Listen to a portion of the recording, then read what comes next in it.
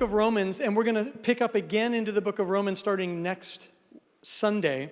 We're also going to do, if you've been a part of Calvary San Diego for any number of the last few years, we like to do like a recap of what did the Lord do and what's going on at Calvary San Diego in the year past. And so we're going to, in our last 5-10 minutes of our message next week, we're going to give that recap. It'll be available in a digital PDF for you to have as well. I'd like to, make sure that everybody who's a part of this church gets to know what are we doing, what happened. 2022 was insanity of a year for us.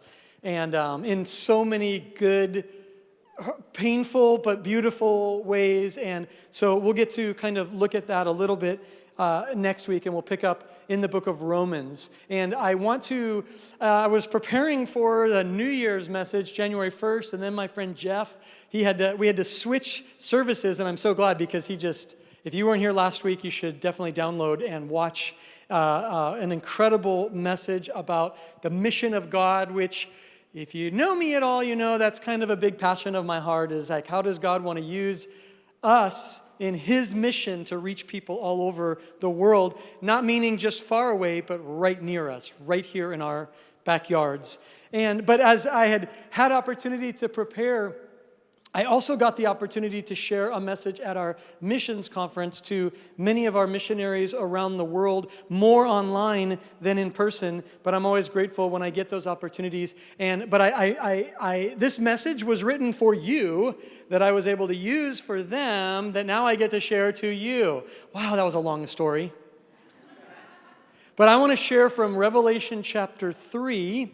And I'm going to be jumping around quite a bit so you can exercise your hands and moving and opening. But also if you're struggling on that, just know it'll be on the screens. I always encourage people, find it in your own Bible so that you can find it later, because the screens won't go home with you. So it's always good to find those things and highlight them in the Bible that you have in front of you. Even if it's a digital version, you can highlight verses, underline verses, email them to yourself if you want to be able to remember them at a later time. But our theme, it's interesting because the theme up there for the conference was from Revelation on God giving us an open door. But I had felt and was feeling for you and me as I was preparing, just thinking it's about to be 2023, which literally I'm waiting for my Jetsons flying car, because I feel like that's where we are. 2023 sounds so weird to say, doesn't it? It's like, dang. Okay, but we're here. And I want to read from Revelation chapter 3 a few verses, and I'm going to highlight one particular area, and hopefully this will speak to you and me. Revelation chapter 3, beginning in verse 7. And to the angel of the church in Philadelphia, write, these things says he who is holy, he who is true, he who has the key of David, he who opens and no one shuts, and shuts and no one opens. I know your works. This is Jesus speaking. He says, see, I have set before you an open door, and no one can shut it. And you have a little strength, and you have kept my word, and you have not denied my name.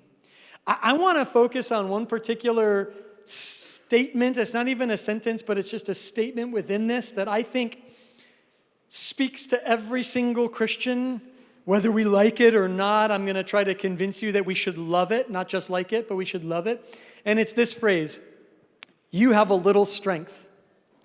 I just want to focus on this idea of you have a little strength. But for context, I want you to see what Jesus does here. In the beginning of these verses that we read, Jesus tells us some things about himself that are crucial for you and me to know. I'm going to put these on the screen here. This is what Jesus says about himself. He says, I am the one who is holy. I am the one who is true. I have the key of David, the one who opens and no one will shut, and the one who shuts and no one can open. That's Jesus speaking about himself. That's who he is. And then he says this about the Christians in the city of Philadelphia. He says, I know your works. I have set before you an open door, and no one can shut it. You have kept my word, and you have not denied my name. But I want you to notice I left out that phrase for you have a little strength. Because I just want you to see this. Look at these things that Jesus says about this people. They had great works. They had an open door set before them that no one could close. They were people who kept God's word, and they did not deny him. Amazing list. But now let me just, before we move any further, let me just say the phrase that we're going to focus on. You have a little strength. That phrase doesn't seem to fit with this amazing list of accomplishments. Let me put it in there this time so you can see the whole list as it should be. It's this: I've set before you an open door. No one can shut it. You have a little strength. You've kept my word. You have not denied me. It almost sounds like it's parenthetical, right? Like, you're doing amazing. You're doing amazing. You got this. But you're doing amazing. You're doing amazing. The little strength statement can and has been seen by, listen, I've taught it this way, so I ain't bashing nobody, but I was wrong. We teach it in such a way that it either sounds like one of two things. Are you ready? And then I'm going to talk about each one of them and then explain my thesis on what it really means. You ready? Number one, we teach this kind of like it's an insult from Jesus. Like, I have set before you an open door. I have the keys of David. Nobody can close this door. You got a little strength. You got a little strength. And it's almost this idea that, like, you could be better. You could be better. You're not at 0, but you're certainly not at 100. You have a little strength. And I think for a lot of Christians, they kind of almost push that upon themselves. Because let's be real, I've said it to you guys a million times, I'm going to say it the rest of my life because it's still true. There's something inside of us. We get born again by Jesus. We start to grow in Jesus. We start to grow in a relationship with Jesus. And then something inside of us seems to start to love anything that makes us feel bad about ourselves. So like if I could tell you where you're wrong, you would leave here going, yeah, that was good, man. He got me. And as if that's like a spiritual quality. And certainly when the Holy Spirit does that into my life and into your life, it is a spiritual quality. But we can guilt each other for no good reason at all and call it God. Let me just start talking about prayer. I can make you all feel bad about yourselves. I could make myself feel bad too if I wanted. We could do that. My goal isn't intentional towards that direction. It's simply to say this. It's easy to hear this phrase, you have a little strength, as an insult. Now here's the other alternative, and I think equally incorrect. And it's this. It's like a little encouragement from Jesus, but like a little encouragement. Like, you have an open door, nobody can close it, and you have a little strength. It's so cute. You're so cute, your little flexing and your little, look at you. You got a little strength. Good job. I got obviously you know this because I talk about them all the time. I got 2 grandbuddies, 11 months old, 5 years old. And we put into one of our little closets, I got a little man cave for them. It's a Toy Story man cave. It's got all Buzz and Woody and all those, okay? And there's a little place where they can crawl through. And the 11-month-old, he just started like crawling through. And I'm like, yeah, Aiden, go, yeah. When the 5-year-old does it, I'm like, yeah. He's like, Grandpa, I'm a big boy. Like I'm insulting him with my little encouragement. I'm like, yeah, you're doing. He's like, dude, I've been doing this for years. Do you see what I'm talking about here? How we can almost hear from Jesus this idea of, it's supposed to be an encouragement, but I wonder, is it really an encouragement? Is it really an encouragement when Jesus says, you have a little strength? And I'm going to suggest to you that not only is that not encouraging, but that it's not meant to be taken as some kind of an encouragement. I'll suggest to you my premise in just a minute. First, let me tell you why I believe this is not a good way of looking at this. Jesus is not saying to you and me in 2023, hey, you got a little strength, good job, yay for you. Because what that implies is if you keep doing a little bit better, one day you'll be stronger. One day you'll be better. One day you'll be more gifted and you'll be wiser and you'll be more skilled. And one day you might even be really useful for God's purposes. And the one day monster will never leave you. One day I'll be there. One day one day I'm going to do good things for God. One day I'm going to kick that habit. One day I'm going to defeat that enemy in my life or whatever it might be. And the problem with that kind of thinking is you're going to discover that you never reach it. Now, please understand, I think that, I hope that I'm wiser in the things of God today than I was 20 years ago. I hope that the gray hair counts for something. However, that kind of wisdom in your life and in my life, gray hairs or not, some of you don't got them, I'm jealous, but that's fine. That wisdom that you have from God is not the result of you getting greater strength, but it's simply the byproduct of being in relationship with Jesus. You do that day after day after day, you'll be wiser. But this notion that one day you're going to be stronger, I'm going to suggest to you this thing. It's a lie meant to hold us always feeling defeated. I'm never quite there. I'm never quite enough. I've never quite reached it. What's the ultimate goal that God's working towards in our lives? Is it that one day I would be strong? Well, let me take you back to what Jesus said. He says, I have set before you an open door that no one can close. You have a little strength. You have not denied me, and you have kept my word. So what is the alternative? If I am meant to one day have more strength, then what is the blessing? If Jesus says, I've set before you an open door, and you have a little strength, then what's the blessing if I have lots of strength? 2 doors? 3 doors? Bigger door? Garage door? What's the blessing? What is it that I'm supposed to be aiming towards and working towards that one day this thing is going to happen? We all start now. Most of us, we become, the older you get more cynical about these resolutions. I'm gonna change my diet for 3 days. Or whatever it might be, you know. And I'm all for setting good goals and healthy goals, truly. Maybe ours should realign more with what's reality. Like, I'm going to work towards being less impatient this year. That's maybe a goal that, because now God will align with your heart and he'll work in that area, you know. But this myth, it has to be a myth. I have set before you an open door. Friends, that has already been established, Revelation 3, verse 7 and 8, by Jesus. Did you know in the year 2023, in your home, in your life, in your thoughts, in your school and in your work, Jesus has set before you an open door.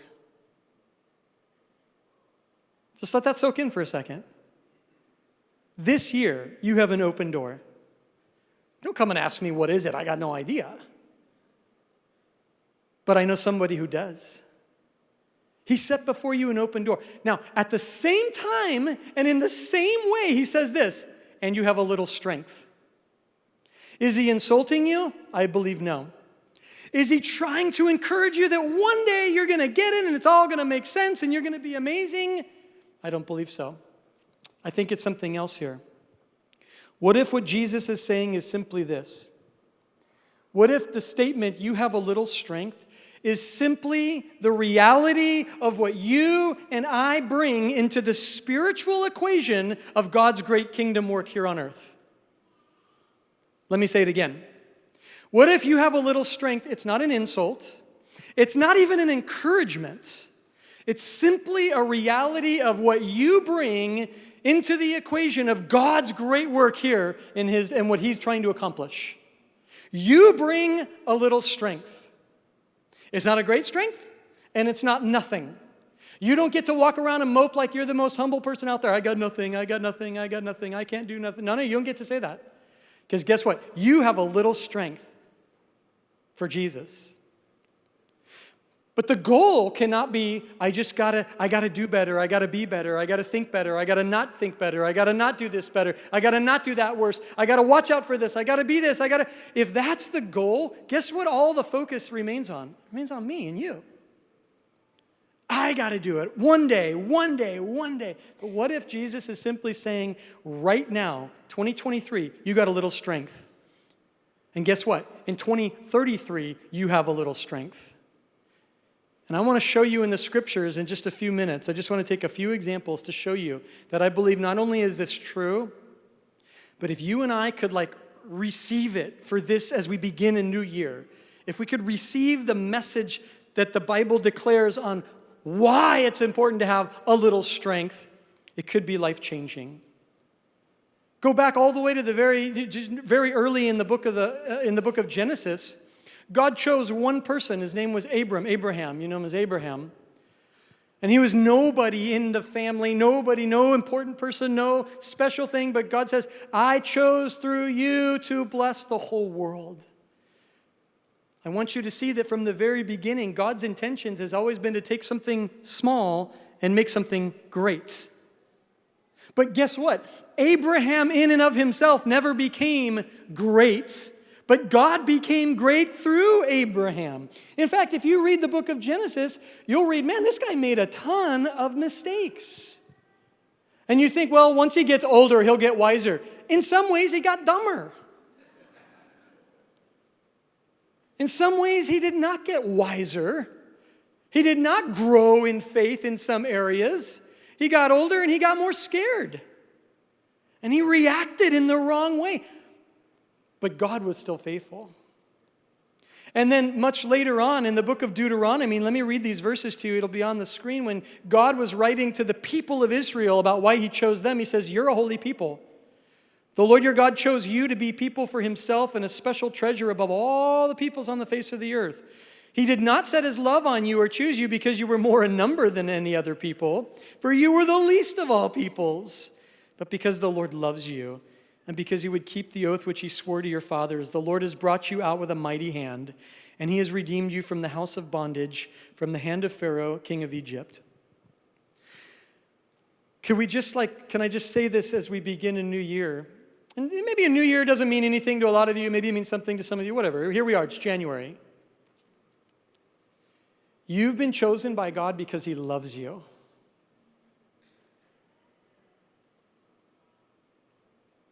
You're not the greatest. You're not the smartest. You're not the most successful. Listen, if you hear these words and you're like, why are you putting me down? Relax. Friends, there's 8 billion people on the planet. Somebody's smarter than you.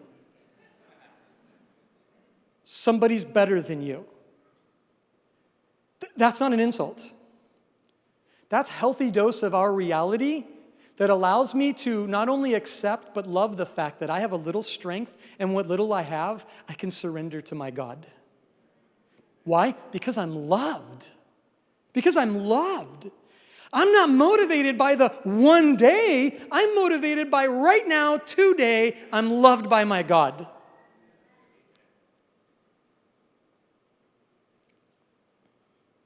It's fair to say that God didn't choose Israel because they were awesome. He chose them because they weren't, and he would be awesome through them. Matthew chapter 15, Jesus called his disciples to himself, and he said, I have compassion on the multitude because they've been with me 3 days and have nothing to eat. And I don't want to send them away hungry lest they faint. So the disciples said to him, well, where can we get enough bread in the wilderness to fill such a great multitude? And Jesus said to them, how many loaves do you have? And they said, 7 and a few little fish. It's a story told in all 4 Gospels. It was the disciples' go-to story when people asked them, what was it like to be around Jesus? This was number 1 story. How do I know that? Every gospel writer tells us the story. Do you realize that only one gospel writer tells us about Jesus raising Lazarus from the dead? But all 4 of the gospels tell us about how the disciples fed thousands of people with a few little fish. For me, raising the dead, I would remember that. And here's why they didn't all tell the story, for many reasons, but here's an important one. They weren't the ones that did anything about it. It wasn't like they had any part to play in Lazarus coming back from the dead. But in the feeding of the thousands, they had, a little part. They had a little part. And that little part changed them forever. And Jesus said, I want you guys to feed them. And the disciples are like, yeah, that's not going to happen. Well, what do you have? We got some bread, and then they used, and I love it, it's a true, you ready? They didn't say just a few little fish, they said, we have a few fishies. We just got little baby fish. And Jesus is like, great, give it to me. And if you know the story here, and it's told all over the gospel stories, Jesus took the little and he made it many. Friends, what if the goal is not that you have to become great, but what if through the little that you have, you give it over to God who loves you, and he can do great through it? What if that's the rest of our lives?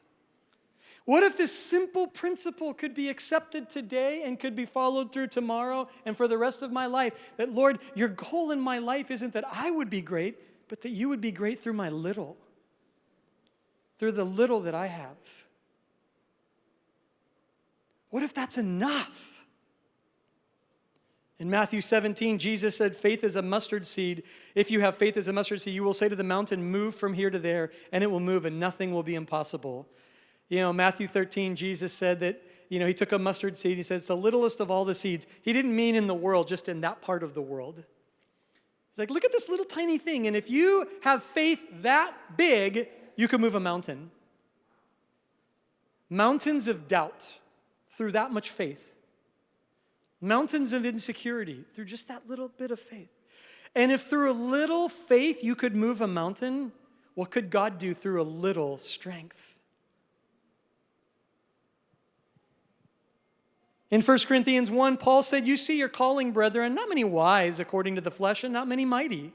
But God has chosen the foolish things of the world to put to shame the wise. And God has chosen the weak things of the world to put to shame the things which are mighty. The base things of the world and the things which are despised God has chosen. The things which are not, to bring to nothing the things that are, that no flesh should glory in his presence. Do you know what Paul's not saying in this passage? And I've heard this too many times. Paul is not saying, let's all be super proud about how dumb we are. Let's boast in how that's not what's happening. What Paul is saying is this: I don't care how smart you are in relationship to God's intelligence, you got nothing. I don't care how rich you are, how powerful you are. In relationship to God's power, God's wealth, God's resources, really you got nothing. So it's okay to just accept that God is not grading you and I on the curve of the people around our lives. We don't have to keep up with anybody or play down to anybody. We are on the one scale. It's a cross. You are being judged by the cross of Jesus Christ. What he has accomplished is either you have accepted that by faith, that what he did is enough to cover my life, or you stand on your own outside of the cross and you say, I want to stand before God one day and say, hey, God, here I am. Those are our options. Now, if you choose to be judged by a cross, by the cross of Jesus, then a little strength goes a long way in his kingdom. Because you are in his love. And you don't have to boast or try to prove yourself.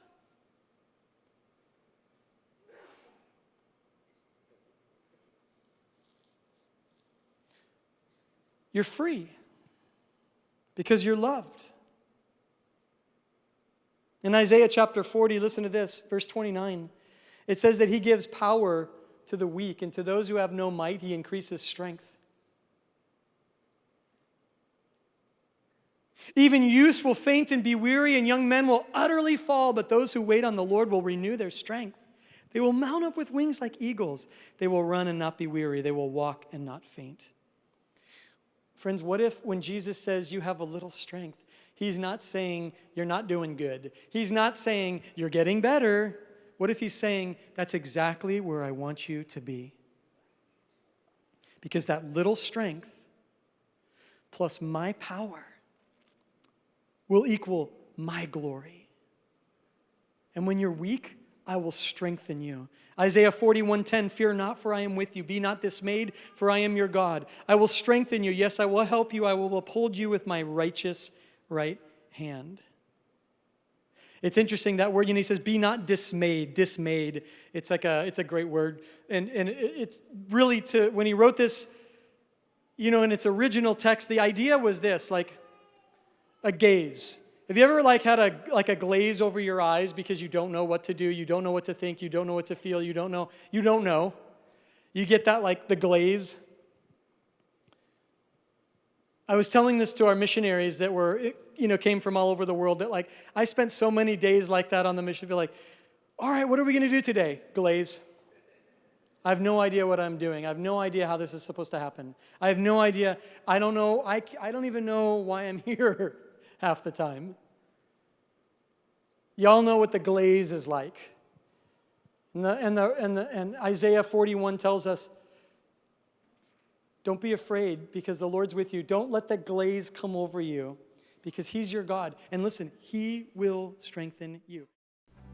Thank you so much for joining us, whether online or in person. We pray that the ministry of Calvary San Diego is encouraging you in your faith. If you would like to follow along with what we are doing or hear more teachings, you can do so by downloading the Calvary SD mobile or TV app. Also, if you would like to partner with us and worship through giving, you can do so at calvarysd.com/give. Thanks for tuning in.